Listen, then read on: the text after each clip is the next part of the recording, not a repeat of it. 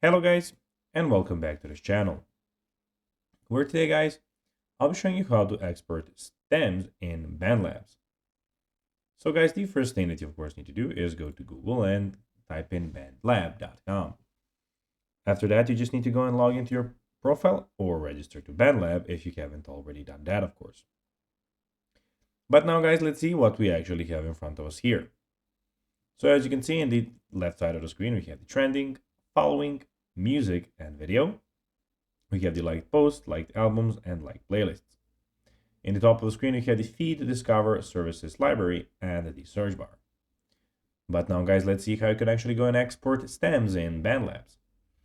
So exporting stems in Bandlabs is a great way to share your work with others or continue editing in another DAW.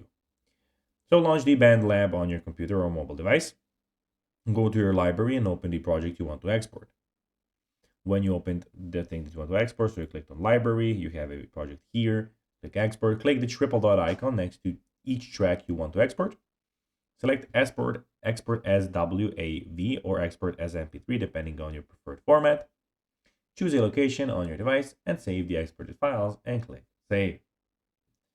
So guys, that will be everything for this video.